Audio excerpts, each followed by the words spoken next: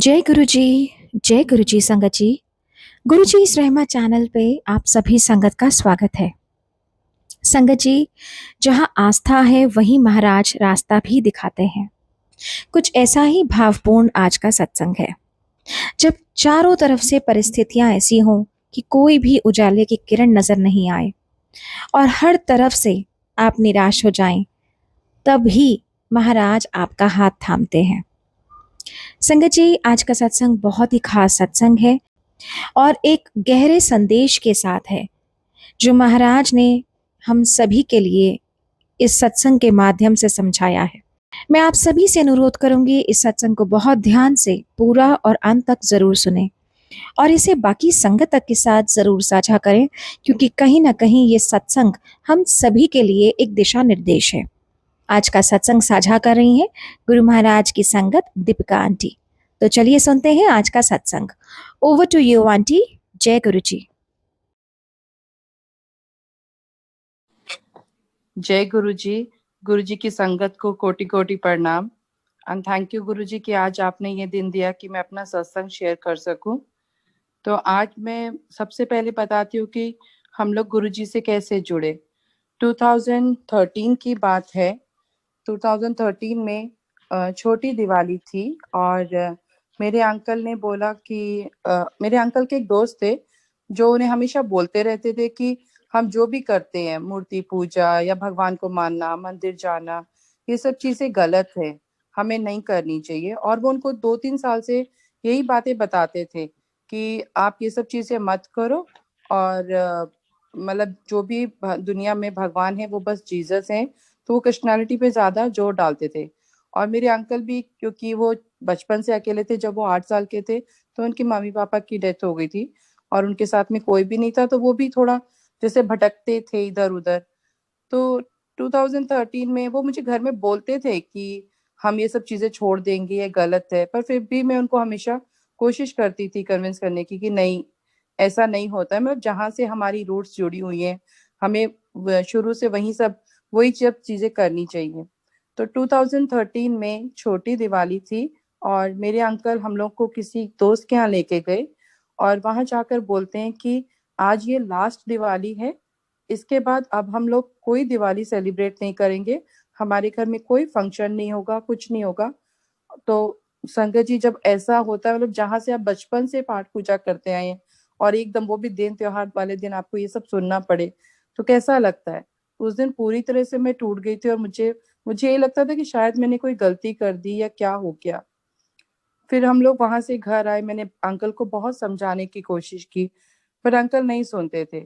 उन्होंने एक दिन मैं स्कूल गई और उन्होंने पीछे से पूरा मंदिर लेकर जल प्रवाह कर दिया। हमारे घर में मंदिर था, गुरु नानक जी की फोटो थी, गणेश जी की, हर चीज मेरे अंकल ने जल प्रवाह कर दी। और उन्होंने बोला हम आज के बाद कुछ नहीं मानेंगे ये सब चीजें। ना चाहते हुए भी वो हमें 2 साल तक चर्च में लेके जाते थे, वहां बिठाते थे। हमें कुछ समझ में भी नहीं आता था। एंड ऐसा नहीं है कि मुझे किसी भी रिलीजन के लिए कुछ हार्ड फीलिंग है, सबके लिए इक्वल फीलिंग है। And I don't do disrespect for anything. But एक होता है कि आप शुरू से मंदिर जाना, गुरुद्वारे जाना, आप शुरू से करते आए हो, वही सब चीजें सीखी है आपने, और एकदम से आपको कुछ और कहने को बोल दें, वो सब चीजें नहीं होती थी। तो मैं बहुत रोती थी और हमेशा एक ही भगवान से प्रार्थना करती थी कि पता नहीं मैंने क्या ऐसा गलत कर दिया जो ऐसा हो गया। बहुत बहुत कोशिश की हम लोगों ने, मेरी मम्मी ने भी बहुत समझाया अंकल को कि ऐसा नहीं होता, आप एकदम से कुछ भी कर दो तो, पर मेरे अंकल नहीं सुनते थे। फिर 2014 में छोटी दिवाली आई। दिवाली वाले दिन आप यकीन माने संगत जी, मेरे घर में एक छोटा सा भी लक्ष्मी जी का कोई भी स्वरूप भी नहीं था कि मैं घर में दिवाली पूजा कर सकूं। हमारे घर के पास ही दुकान है, मैं वहां गई, वहां से एक छोटा सा स्वरूप लेके आई और हमने दिवाली पूजा की। लोगों को हमने नहीं बताया, क्योंकि आप हर किसी को नहीं बता सकते हो कि आपके घर में क्या चल रहा है। हम लोग दिवाली भी बना रहे, लोगों को दे रहे हैं, सब कुछ कर रहे हैं, लेकिन घर में वो खुशियां नहीं थी। हर वक्त हम लोग रोते रहते थे। मेरे बच्चे भी ना चाहते हुए हर फ्राइडे को बाइबल क्लास जाते थे और जिस स्कूल में मैं पढ़ाती हूँ उसी स्कूल में वो क्लासेस अटेंड करने जाते थे। तो मेरे स्कूल का स्टाफ मुझे पूछता था कि आपके बच्चे क्यों आते हैं यहाँ पर। तब भी हम झूठ बोलते थे कि नहीं, वो डांस क्लासेस के लिए आते हैं, क्योंकि आप दुनिया में ये सारी चीजें नहीं शेयर कर सकते हो कि आपके साथ में क्या हो रहा है, कैसे हो रहा है। मेरी मम्मी को पता था, मेरे पापा को, मेरे भाइयों को, हम सब ने बहुत कन्विंस करने की कोशिश की। और मैं खुद भी जितनी बार भी ट्राई करती थी कि मैं उन्हें बोलूं कि हमसे नहीं होता है ये सब चीजें, पर मैं उतनी बार ऐसे लगता था कि मैं बिल्कुल पीछे आ गई हूँ। जितनी बार भी मैंने कोशिश की, 20-25 सबके पीपल की गैदरिंग होती थी, और वो हर बार मुझे कन्विंस करने की कोशिश करते थे कि नहीं, आप जो भी सोच रहे हो वो गलत है। धर्म कोई भी गलत नहीं होता, बस ये कि जहां आपका दिल, जहां आपको रास्ता नजर आता है आप वहीं चलते हो। बहुत बहुत कोशिश की पर कुछ नहीं हुआ। 2015 में मेरे अंकल ने बैप्टिज्म ले लिया। बैप्टिज्म का मतलब होता है कि रीबोर्न। और जब उन्होंने वो बैप्टिज्म ले लिया, फिर तो मैंने बिल्कुल भी मतलब उम्मीद मेरी चली गई कि अब कुछ हो सकता है, क्योंकि बोलते हैं कि वहां से वापस आना नामुमकिन है। उस दिन से मैं बिल्कुल ही टूट गई और मुझे लगा कि अब सब कुछ खत्म हो चुका है, अब मैं कुछ नहीं कर सकती हूँ। उन लोगों ने मुझे भी कन्विंस किया कि आप भी बैप्टिज्म ले लो, बट मेरा दिल नहीं मानता था अंदर से। मैंने कोशिश भी की, मैं 2 साल चर्च जाती रही, मेरे बच्चे भी जाते रहे, हम वहां बैठते रहे, पर शायद वो कनेक्शन हमारा नहीं हो पाया। मैं सिर्फ वहां बैठ के रोती थी कि मुझे कुछ समझ में भी नहीं आ रहा, मैं क्या करूं। ऐसा नहीं है कि हम कुछ गलत चीज कर रहे हैं, लेकिन फिर भी वो कनेक्शन नहीं जुड़ता था। हमने 2 साल बहुत बहुत कोशिश की, मैंने भी की, बच्चों ने भी की, बच्चों ने भी बुक्स पढ़ना चालू भी किया, सब कुछ किया, पर हम उस चीज से कनेक्ट नहीं हो पा रहे थे। मेरे अंकल करते थे, उनको अच्छा लगता था, पर हमारा नहीं हुआ। जब 2015 ने अंकल ने बैप्टिज्म ले लिया तो मुझे लगा कि अब यहाँ से कोई रास्ता नहीं है। फिर मैं जब समर वेकेशन आया, मुझे इंडिया जाना था, मैं मेरे बच्चों को लेके गई, पर मैं अंकल को बोल कर गई कि हम लोग वापस आने वाले नहीं हैं। और मेरी मम्मी को मैंने सारी चीजें बताई हुई थी। मैं मम्मी के घर पर गई, हम लोग नेक्स्ट डे जब मैं सो के उठी तो मैंने देखा कि मम्मी गुरुजी के चरण हैं और गुरुजी का स्वरूप है, और मम्मी चरण को मत्था टेक रही हैं। तो मुझे लगा कि मम्मी फिर किसी इंसान के चक्कर में पड़ गई हैं, क्योंकि होता है, बड़ों की आदत होती है कि वो कहीं ना कहीं जाते हैं। तो मुझे भी यही मन में लगा, मैंने कहा मम्मी अब फिर कहाँ चले गए, मम्मी क्या कर रहे हैं, क्योंकि इससे पहले मैंने गुरुजी का स्वरूप कभी भी कहीं नहीं देखा था। तो मैंने मम्मी से पूछा कि मम्मी आप ये क्या कर रहे हो। और इस मेरा बेटा है गौरव, तो उसने, जहाँ हम रहते हैं उसी बिल्डिंग में एक अंकल हैं, उनके घर में वो स्वरूप देखा था। हम लोग रोज उस घर में आते जाते थे, क्योंकि उनका बेटा, मेरा बेटा एलकेजी से साथ में ही थे। पर शायद गुरुजी चाहते ही नहीं थे कि मैं उनका स्वरूप देखूं वहां पर, मैंने कभी नोटिस ही नहीं किया। लेकिन मेरे बेटे ने देखा और बोला मम्मा ये तो मेरा जो फ्रेंड है उनके उनके घर में ये स्वरूप है। तो मुझे लगा, क्योंकि वो राजस्थान से हैं, तो मुझे लगा शायद कोई राजस्थान के गुरु होंगे। तो मैंने मम्मी से पूछा मम्मी ये कौन है, तो मम्मी ने बोला कि बेटा ये इनका बड़े मंदिर है यहाँ पर छतरपुर में, और इनकी बहुत महानता है, और ये पंजाब से बिलोंग करते हैं। तो मम्मी ने बोला कि बच्चे एक बार हम लोग चल के देखते हैं, मंडे को आप चलो हमारे साथ, अगर आपको नहीं अच्छा लगा तो आप मत जाना। तो मैंने मम्मी को बोला मम्मी जिस घर में एक जोत नहीं जलती, 2 साल हो गए हमने जोत नहीं जलाई, पाठ पूजा नहीं होती, पूरा मंदिर जल प्रवाह हो गया, आप कहाँ जाने की बात कर रहे हो और क्यों ऐसी बात कर रहे हो। मम्मी ने बहुत फोर्स किया, पापा ने भी बोला कि एक बार चलो, चल के देखो, आपको नहीं अच्छा लगेगा आप मत जाना।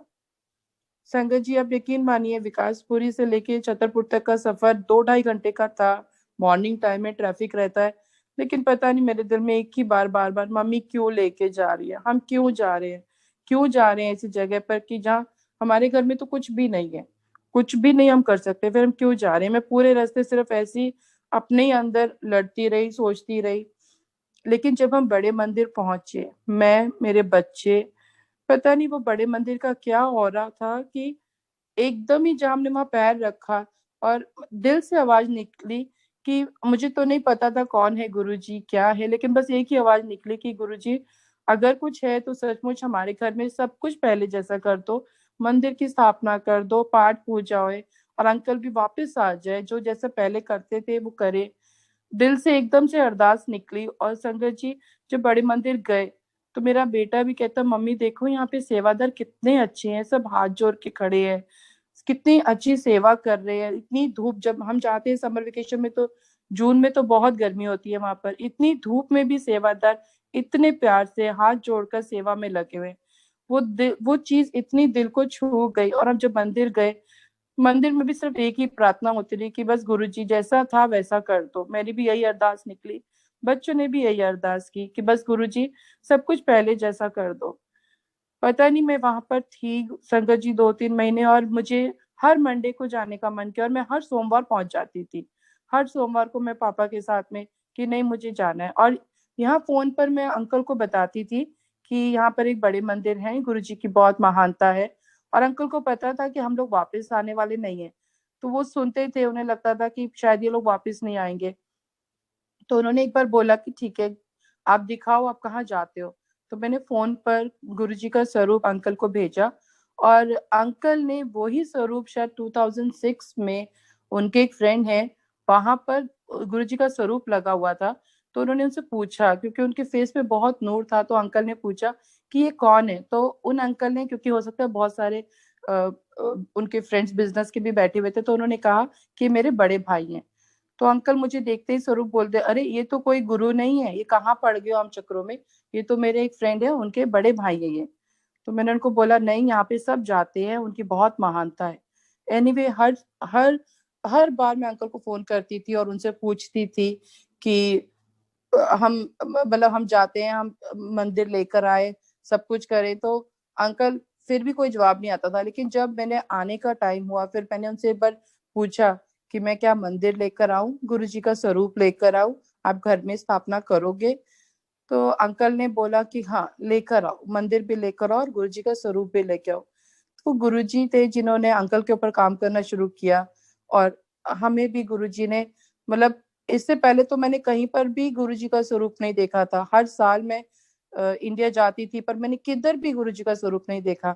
लेकिन उसके बाद मैं जहां भी जाती हूँ, हर शॉप पे, हर मार्केट पे गुरु जी का स्वरूप है। हम लोगों ने फिर अंकल को पूछा, अंकल ने बोला ठीक है अब स्वरूप लेकर आओ। तो मैं आने से पहले भी गुरुजी को शुक्राना करके आई। और मुझे तो होता था कि जब समर वेकेशन आएगा, 1-2 साल में ही मेरा इंडिया चक्कर लगता था, तभी मैं इंडिया जा सकती। तो मैंने गुरुजी को बोला कि गुरुजी मैं तो शायद आ भी नहीं सकती 1-2 साल से पहले।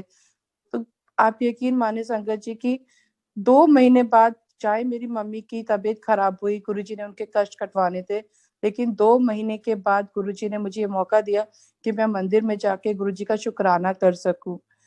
और जब मैं यहाँ पे वापस आई, तो मैंने अंकल को, हमने मंदिर की भी स्थापना की और हमने गुरुजी का स्वरूप भी रखा। मैंने बताया अंकल को, फिर हमने फाइंड आउट किया कि सत्संग कहाँ होते हैं। और उसके बाद में जहाँ पहली बार एक सत्संग था, तो मैंने अंकल को बोला कि आप चलोगे सत्संग के लिए। अंकल बोलते हैं नहीं मैं नहीं जाऊंगा, मैं नहीं जाऊंगा, मुझे नहीं जाना है। मैं बोला ठीक है कोई बात नहीं। मैं भी फोर्स करना नहीं चाहती थी, क्योंकि मैं खुद 2 साल बहुत रो चुकी थी, और बाय फोर्स ये सब चीजें हासिल भी नहीं की जाती, ये हम लोग जानते थे। तो मैंने बोला कोई बात नहीं, जब जब बुलावा होगा भगवान का आप जरूर जाएंगे। बस मैंने छोड़ दिया और मैंने बोला कोई बात नहीं। लेकिन जैसे ही हम सत्संग के लिए तैयार हुए, निकलने लगे, तो अंकल ने बोला ओके ठीक है, मेरे लिए कुर्ता पजामा प्रेस कर दो, मैं सिर्फ जाकर देखूंगा कि सत्संग कैसे होते हैं, क्या होता है वहां पर। और यकीन मानिए संगत जी, वो दिन और आज का दिन हमसे ज्यादा शायद अंकल को गुरुजी ने जोड़ा, और हर सत्संग में आते हैं। तो गुरुजी ने ना ही सिर्फ, मतलब मैं कहती हूँ कि 2 साल तो जो थे, शायद बहुत अच्छा हुआ कि गुरुजी ने हमें वो दिन दिखाया, क्योंकि अगर वो दिन नहीं होते तो शायद आज ये भी दिन नहीं हमें नसीब होता। इससे पहले भी हम लोग मंदिर गुरुद्वारे जाते थे, बैठते थे, पर जुड़ते ही नहीं थे। मुझे तो लगता ही नहीं था कि शब्द सुनते भी कैसे हैं, जबकि बचपन से गुरुद्वारे जाते आए हैं। लेकिन शायद कभी वो बैठकर शब्द सुनना, उनके मतलब समझना कभी भी नहीं आया। लेकिन गुरुजी से जुड़ने के बाद आज अगर हम पूरा पूरा दिन भी बैठ जाए, तो भी हमें सिर्फ ये लगता है कि हम शब्द सुने, शब्द से हमें अपने आंसर मिलते हैं। और मेरे अंकल, हालांकि ये 2 साल से पहले भी वो कभी मंदिर गुरुद्वारे भी गए तो सिर्फ मत्था टेक के निकल गए। कभी कोई पूजा होती थी तो मैं उनको बोलती थी, वो कभी नहीं आते थे, चाहे गाड़ी में 1-1 2-2 घंटा बैठ जाते थे, लेकिन कभी अंदर मत्था टेकने नहीं आते थे। वो बोलते थे ये सब फालतू के दिखावे हैं, कोई कुछ नहीं करता। लेकिन आज गुरुजी ने उनको इतने अच्छे से जोड़ा कि वो खुद शब्द भी गाते हैं, शब्द भी सुनते हैं, हर सत्संग में जाते हैं, बैठते हैं। इससे बड़ी ब्लेसिंग हमें क्या होगी। तो हम सोचते हैं कि बुरा वक्त क्यों आया, लेकिन अब एहसास होता है, गुरुजी बताते हैं कि अगर बुरा वक्त नहीं होगा तो अच्छा वक्त भी हमें नसीब नहीं होगा। अगर वो पल हमें नहीं मिलते तो आज ये पल भी नहीं मिलते। हम कभी जुड़ते ही नहीं, सिर्फ जा रहे हैं आ रहे हैं, बस यही चलता रहता। लेकिन आज गुरुजी ने ये दिन दिखाया, इसके लिए गुरुजी का अलग अलग शुक्राना, और उन दिनों का भी शुक्राना। उससे पहले जहां हम रहते थे, जिस बिल्डिंग में हम रहते थे, जिस घर में हम जाते थे, वहां हमारी कभी नजर ही नहीं पड़ी कि हम गुरुजी का स्वरूप देख सके। शायद गुरुजी चाहते ही नहीं थे कि हम उन्हें देखें। तो ये गुरुजी की प्लानिंग होती है कि कब किसको कैसे संगत को बुलाना है। जबकि अंकल को तो उन्होंने 2006 में ही स्वरूप दिखा दिया था, तो शायद वो जर्नी वहीं से चालू हो गई थी। तो गुरुजी का लख लख शुक्राना, गुरुजी ने हमें इतने इतने अच्छे पल दिया, हमें जोड़ा, हमें हर चीज से बचाया। थैंक यू गुरुजी, वरना पता नहीं आज हम कहाँ होते, कैसे, मतलब शायद ये परिवार भी ना होता अगर गुरुजी ने हमें नहीं जोड़ा होता। मैं तो सोच कर ही गई थी कि मैं वापस आने वाली नहीं हूँ, लेकिन गुरुजी ने ये परिवार भी बचाया, बच्चों को भी अच्छे उसमें लगाया, और हम लोग भी शब्द सुन सके, कीर्तन सुन सके। इतनी गुरुजी ने महिमा की हम पर। Thank you so much. जितना शुक्राना गुरुजी का करो उतना कम है। फिर ऐसे ही मैं लंगर प्रसाद की महिमा बताना चाहती हूँ कि जब हम लोग नए जुड़े तो हमें भी इतना पता नहीं था कि जो भी गुरुजी के लंगर में मिलता है वो जरूर खाना चाहिए। हम लोगों ने ऐसी एक जगह सत्संग पे गए, बहुत सुंदर दरबार सजा हुआ था, हम लोगों ने देखा, वहां बैठा, लंगर प्रसाद किया, और उसके बाद में दूध जलेबी का प्रसाद था, जो कि हमें नहीं पता था कि पूरा प्रसाद लेना चाहिए। हम लोग लंगर करके दर्शन करके निकल गए आज्ञा लेकर। तो पीछे से हमें एक आंटी ने आवाज दी कि आप कहाँ जा रहे हो। हमने बोला आंटी हम जा रहे हैं। तो उन्होंने बोला आपने पूरा प्रसाद नहीं लिया, दूध जलेबी का भी प्रसाद है। तो हमें लगा आंटी को नहीं पता कि हमने प्रसाद ले लिया है, शायद वो ऐसे ही बोल रहे हैं। तो आंटी ने बोला कहाँ से ले लिया, उस दिन शायद वो थोड़ा डिले हो गया था प्रसाद। तो उन्होंने बोला कि नहीं अभी तो प्रसाद आया है। पर फिर भी संगत जी हमने अनसुनी की, हमने उनकी बात को नहीं सुना, क्योंकि हमें भी नॉलेज नहीं थी उस टाइम पर। तो हमने बोला नहीं नहीं आंटी हमने ले लिया प्रसाद, और इतना कह के हम निकल आए। लेकिन आप यकीन मानिए संगत जी, वो दिन के बाद में हमें 4 या 5 महीने तक कोई सत्संग नहीं मिला। कहीं सत्संग जाने का, उस टाइम पे कुछ ऐसे मैसेजेस आने लग गए थे कि सत्संग के मैसेज नहीं आ रहे थे, शायद वो इंडिविजुअल जा रहे थे, और हम लोग किसी को इतना जानते भी नहीं थे। तो हमें भी एक बेचैनी से होने लग गई कि पता नहीं क्या हो गया, क्यों हमें सत्संग नहीं मिल रहे, हमसे कौन सी गलती हो गई। और 4 5 महीने हम ये सब बातें यही सोचते रहे। फिर अचानक हमें अपने आप ही वो रिकॉल हुआ कि नहीं हमसे गलती हुई, हमें आंटी ने प्रसाद के लिए बुलाया और हम मना करके आ गए थे। तो लंगर प्रसाद की भी बहुत बहुत बड़ी महिमा है। जैसे कि हम सबसे सुनते हैं कि जो भी लंगर प्रसाद मिले, जितना भी मिले, हमें वहीं बैठकर करना चाहिए, और वही हमारी ब्लेसिंग है। और इससे मतलब हमसे अच्छी तरह कोई नहीं समझता। जब हमें 5 महीने कोई सत्संग नहीं मिला, तो हमें ऐसा लग रहा था पता नहीं क्या हो गया, हमसे कौन सी गलती हो गई, हमने क्यों ऐसा कर दिया। बाद में हमें एहसास हुआ, और उस दिन के बाद से हमने ये सीखा कि नहीं, जो लंगर प्रसाद मिला है, चाहे वो जैसा भी हो, कहते हैं कई बार नमक ज्यादा है या मीठा कम है या तीखा है, जो भी है, वो किसी ना किसी के लिए दवाई के आता है, और हमारे लिए भी वो बहुत बड़ी ब्लेसिंग होती है। तो हमने तो यही सीखा संगत जी कि जितना लंगर प्रसाद मिले वहीं बैठकर जरूर खाना चाहिए। ऐसी में एक और सत्संग सुनाती हूँ संगत जी कि हमने एक घर लिया था जब मेरी बेटी पैदा हुई थी 2003 में। 2003 में मेरे अंकल जा रहे थे, तो उन्होंने हमें उनका घर दे दिया कि आप ये घर खरीद लो, और हमने प्रॉपर पेपर्स वगैरह बनवाए। उसके बाद हम लोग 6 महीने बाद इंडिया गए, और वहां जाके भी हमने प्रॉपर जो भी डॉक्यूमेंट्स होते हैं, हमने पूरे पूरे पेपर्स बनवाए, और हमारे हिसाब से वो घर हमारे नाम पे हो गया। लेकिन संगत जी की सत्संग कराना भी एक बहुत बड़ी महिमा होती है कि हम लोगों को, जब मैंने 2016 में पहली बार इंडिया में घर में सत्संग करवाया, उसके बाद में हम लोग को कुछ प्रॉपर्टी का काम आया था, तो वो पेपर्स निकलवाए।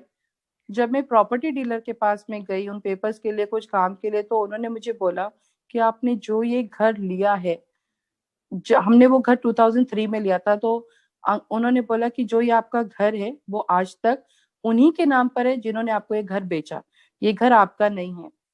संगत जी जब आप ये बात सुनो, क्योंकि बहुत मेहनत से बनाई जाती हैं चीजें, तो हम लोग को बहुत मतलब समझ नहीं आया कि क्या करें। लेकिन गुरुजी ने इतना हमें पॉजिटिव बना दिया था कि जो होगा अच्छे के लिए होगा। फिर हमने यही सोचा कि कोई बात नहीं, अगर हमारे नसीब में है तो गुरुजी दिलवा देंगे। लेकिन हमने उन अंकल को नहीं बताया, क्योंकि प्रॉपर्टी है, यू नेवर नो किसके उसमें क्या रहता है क्या नहीं। और जब ली थी तब उसका प्राइस कुछ नहीं था, लेकिन 15 साल में वो प्राइस बहुत डिफरेंट हो जाते हैं। एनीवे हमने गुरुजी के ऊपर छोड़ दिया। लेकिन सबसे बड़ी बात है संगत जी की, जो बात हमें 15 सालों में, इस बीच भी हमने बहुत बार काम करवाया, सब कुछ किया, लेकिन कभी ये नॉलेज आई नहीं कि वो घर हमारा है ही नहीं। लेकिन गुरुजी से जुड़ने के बाद में, जब गुरुजी का सत्संग हुआ उस घर में, उसके बाद ही मुझे कुछ पेपर वर्क हुआ और मैंने निकाला, और तब हमें पता चला कि ये घर हमारा है ही नहीं है। एनीवे, और जिस अंकल ने हमें दिया था, वो अंकल हमें क्लियरली बोल के गए थे कि मैं अब कभी इंडिया वापस नहीं आऊंगा, क्योंकि उनके कोई भी रिलेटिव्स इंडिया में नहीं रहते, वो खुद भी अमेरिका में ही रहते हैं। उन्होंने बोला था कि अब मैं वापस आने वाला नहीं हूँ। तो हमने प्रॉपर्टी डीलर को भी ये बात बताई कि अंकल तो नहीं आएंगे वापस, कोई चांस नहीं है। तो उन्होंने बोला था ठीक है, अगर अंकल नहीं आते तो उनकी कोई फैमिली मेंबर का बंदा कोई आएगा तो हम उनके थ्रू भी शायद करवा सकते हैं। एनीवे वो सब पेपर्स वगैरह की बात हो गई, और हमने उनको, अंकल को भी नहीं बताया। हमने गुरुजी के ऊपर छोड़ दिया कि गुरुजी जो आपको ठीक लगे, जैसा आपको ठीक लगे, अगर हमने, हमारे नसीब में है तो वो जरूर वापस आएगा। और संगत जी आप यकीन माने, 2017 में अंकल को ड्रीम आता है कि उनको गोल्डन टेम्पल जाना है। उनके मन में ये आया कि मैं एटलीस्ट, अब मतलब एज हो रही है, उससे पहले एक बार जाके मैं गोल्डन टेम्पल दर्शन कर लूं। जो अंकल 15 साल कभी भी नहीं आए इंडिया में, उन्होंने 15 साल बाद ये सोचा, उनको दर्शन हुए कि उनको गोल्डन टेम्पल आना है। तो उन्होंने बोला मेरी मासी जी को भी कि मुझे जाना है। तो मेरी मम्मी को उन्होंने फोन किया कि हम फेब्रुवरी में आ रहे हैं वापस दर्शन के लिए। और मुझे भी यहाँ स्कूल से सिर्फ 7 दिन की छुट्टी मिली थी। तो हम लोगों ने पेपर्स तो तैयार कर रखे थे ऑलरेडी, गुरुजी का नाम लिया और हम वहां पर गए। जब हमने अंकल को बताया कि अंकल ऐसे ऐसे ये बात हुई है, तब अंकल को भी लगा कि मैंने आकर बहुत बड़ी गलती की, मैं क्यों आया यहाँ पर। और अंकल ने भी बहुत बहुत सारे ऑब्स्टिकल्स आए, उन लोगों ने बहुत मतलब कोशिश की। उन्होंने मुझे बोला कि जिस प्राइस में आपने घर लिया था मैं आपको डबल मनी देता हूँ, आप मुझे ये घर वापस कर दो। प्रॉपर्टी चीज ही ऐसी होती है, हर किसी को थोड़ा सा ग्रीडनेस होती है। और अंकल ने बहुत कोशिश की, बहुत सुनाया, जितना भी वो कर सकते थे उन्होंने किया। बट वही है गुरुजी की महिमा, और उन्होंने हमारे घर में गुरुजी का स्वरूप भी देखा। और वो बोलते हैं कि तुम लोग क्या इन सब चक्रों में पड़े हुए हो, सीधे सीधे गुरुद्वारे जाया करो, और क्या गुरुजी गुरुजी करते रहते हो ना। अंकल ने ऐसे बोला। इवन जहाँ, जब पेपर साइन होने थे तो अंकल ने वहां पर भी, क्योंकि वो पहले टर्बन बांधते थे, उधर जाके शायद उन्होंने उतार दी, नहीं बांधते, तो वो भी थोड़ा सा मुश्किल आया साइन करने के लिए। तो अंकल तब भी वहां जिद पे अड़ गए कि नहीं नहीं, मैं तो घर वापस जा रहा हूँ, मैं घर वापस जा रहा हूँ, मैं साइन नहीं करूंगा, मैं साइन नहीं करूंगा। अंकल ने बहुत बहुत मतलब कोशिश की, लेकिन कहते हैं ना कि गुरुजी ने अपने काम करवाने होते हैं। कैसे भी करके हमने अंकल को राजी किया कि अंकल नहीं, आप प्लीज मतलब साइन कर दो। बट तो बहुत बहुत परेशानी हुई, और uncle was not ready to sign. उन्होंने, उनको यही था कि मैं कैसे भी ये चीज को नहीं करना है। एनीवे जब हम लोग वहां बैठे हुए थे तो हर गाड़ी के पीछे लिखा हुआ था जय गुरु जी, जय गुरु जी, जय गुरु जी। अंकल पढ़ते जा रहे थे, और अंकल मुझे बोलते हैं ये क्या हो गया है दिल्ली वालों को, हर गाड़ी के पीछे जय गुरु जी, जय गुरु जी, जय गुरु जी, और तुम्हारे घर में भी स्वरूप लगा हुआ है, तुम सब लोग पागल हो गए हो क्या। फिर थोड़ी देर बाद अंकल बोलते हैं ये तेरे गुरु ही हैं जिसने मुझे यहाँ पर बुलाया साइन करवाने के लिए। मतलब गुरुजी की महिमा देखो, शायद अगर सत्संग नहीं होता, हम गुरुजी से नहीं जुड़े होते, तो हमें तो शायद और 15 साल भी पता नहीं चलता कि वो घर हमारा है ही नहीं। तो गुरुजी ने इतने, और वो अंकल जो कि खुद बोलकर गए थे कि मैं वापस आने वाला नहीं हूँ, उनको भी देखो गुरुजी ने दर्शन में गोल्डन टेम्पल, सपने में गोल्डन टेम्पल के दर्शन करवाए कि आपको नहीं जाना है वहां पर। और वो भी आए वहां पर, और मेरी आंटी को भी मैं बड़े मंदिर लेकर गई, आंटी को भी बहुत अच्छा लगा। और फिर अंकल ने घर साइन कर दिया, और अंकल उन्होंने मुझे बोला भी कि अगर मुझे पता होता ना कि ये घर का चक्कर है, मैं तो कभी इंडिया आता ही नहीं। तो देखो गुरुजी कितने प्यार से आपके सारे काम करवाते हैं, कितने अच्छे से। हमने तो कभी सोचा ही नहीं था, हम हमेशा सोचते थे कि हम अंकल को बोल भी नहीं सकते कि अंकल ये घर आपका ही है। डेफिनेटली जिसको भी पता चलेगा प्रॉपर्टी अभी भी उनके नाम पर है तो कौन देगा वापस। हम लोग यही सोचते थे, बस गुरुजी से प्रार्थना करते थे कि गुरुजी जो करना है आपने करना है। और गुरुजी ने किया, बहुत बहुत अच्छे सुंदर ढंग से। मतलब चीजों को कोई गंदा भी नहीं होने दिया कि कोई लड़ाई हो या आपस में कोई फ्रिक्शन हो, कुछ भी ऐसा भी नहीं हुआ। ठीक है, अंकल ने थोड़ी सी प्रॉब्लम की पर गुरुजी ने संभाल लिया। और अंकल ने खुद सामने से कहा कि तेरे गुरु ने मुझे यहाँ पर बुलाया है।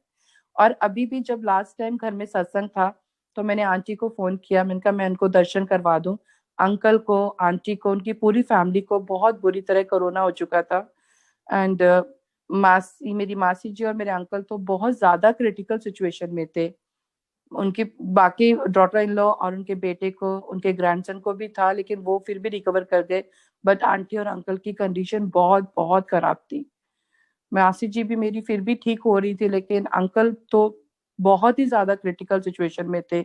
और जब मैंने उनको गुरु जी का स्वरूप दिखाया और हमने उनको बोला कि हम हर सत्संग में आपके लिए प्रार्थना कर रहे हैं, तो अंकल जी भी रो उसी टाइम जय गुरु जी, जय गुरु जी, thank you Guru ji, thank you गुरु जी बोलते रहे।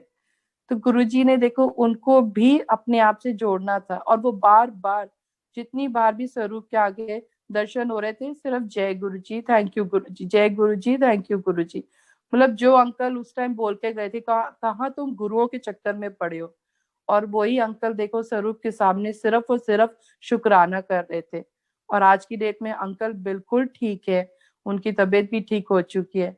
गुरुजी ने उनके ऊपर भी अपनी इतनी बड़ी कृपा दृष्टि की। तो thank you Guru ji, thank you. और कब किसको कैसे लाना है, कैसे जोड़ना है, ये सिर्फ गुरु जी जानते हैं, हम कुछ नहीं कर सकते। अंकल को भी कैसे वो प्रॉपर्टी का निकाला, उनको जोड़ा और उनको भी दर्शन करवाए और उनकी हेल्थ भी बिल्कुल क्योर कर दी। जबकि उनके बहुत बहुत बहुत कम चांसेस थे, वो बहुत बुरी तरह क्रिटिकल सिचुएशन में थे। दो दो महीने से भी ज्यादा हो गए अंकल को रिकवर करते करते। तो गुरु जी का लख लख शुक्राना। गुरु जी सबको सबको बचाते हैं, हर मुसीबत से सबका कल्याण करते हैं। Really Guru ji, thank you गुरु जी। मैं अपना भी एक सत्संग सुनाती हूँ करवा चौथ का। मैंने जैसे बताया कि मेरे अंकल शुरू से ही अकेले, 8 साल की उम्र से, उनका कोई भी नहीं है। तो जब मेरी शादी हुई और आज ऑलमोस्ट 17 साल हो गए, तो मैं हमेशा रोती थी करवा चौथ पे कि गुरुजी, मुझे तो कोई सामने से सरगी भी नहीं देता, मैं खुद ही अपने लिए खरीदती हूँ और खुद ही व्रत रखती हूँ। मैं ऐसे ही सोचती थी कि काश, और मैं शुरू से ऐसी उसमें रहती थी कि जब भी मिले ऐसा परिवार मिले जो बहुत भरा, मतलब पूरा परिवार हो, इसी चीज की कमी लगती थी। तो मैं जब अभी ये 2020 में करवा चौथ था, छोटा करवा चौथ था, उस दिन गुरुजी का सत्संग था कहीं। और गुरुजी बहुत सुंदर चोले में थे, रेड कलर का उन्होंने चोला पहना हुआ था, सामने करवा चौथ की छन्नी भी लगी हुई थी बहुत अच्छी सी। तो मैं गुरुजी के बिल्कुल सामने जाके बैठी और गुरुजी को बोल रही हूँ कि गुरुजी, आप तो बड़े सुंदर सज के बैठ गए हो, कभी मेरे बारे में भी सोचा है कि मुझे भी कोई सरगी दे, या मुझे भी कोई करवा चौथ का व्रत रखवाए। पता नहीं उस दिन मेरे मन में ऐसा क्यों आया, और मैंने गुरुजी को बोल दिया कि गुरुजी, मैं तो खुद ही अपने लिए सरगी खरीदती हूँ और खुद ही व्रत रखती हूँ, मुझे तो आज तक सामने से कभी किसी बड़े ने वो आशीर्वाद के रूप में दिया ही नहीं। संगत जी, यकीन मानिए, करवा चौथ से एक दिन पहले जिस आंटी के घर में सत्संग था, उन्होंने मुझे फोन पे एक करवा चौथ का सेट भेजा, गड़वी और वो प्लेट का सब पूरा सेट था। तो उन्होंने मुझे बोला कि दीपिका, आपको ये चाहिए?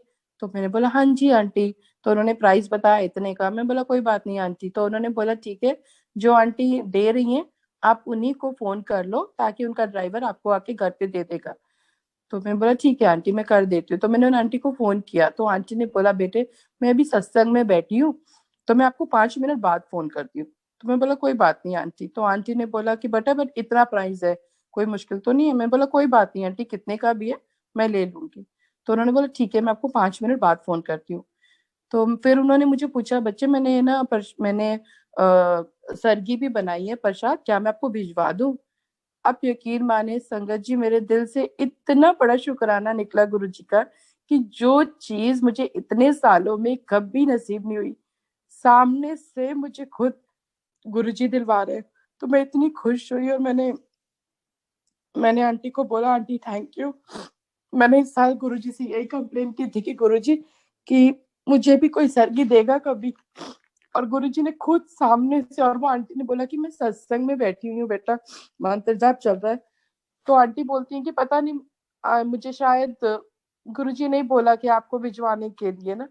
तो मैंने आंटी को बोला, आंटी आज पहली बार सामने से मेरे लिए भी सरगी आ रही है, मैं बहुत खुश हूँ कि मुझे भी किसी का आशीर्वाद मिल रहा। तो आंटी ने फिर 5 मिनट बाद दोबारा फोन किया और बोला, बेटा आप कुछ भी पैसे मत देना, मैंने गलती की।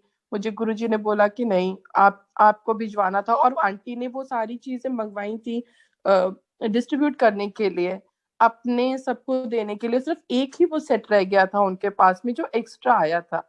तो आंटी बोलते, बेटा हो सकता है या आप ही के लिए आया था, गुरुजी ने आप ही के लिए मंगवाया था।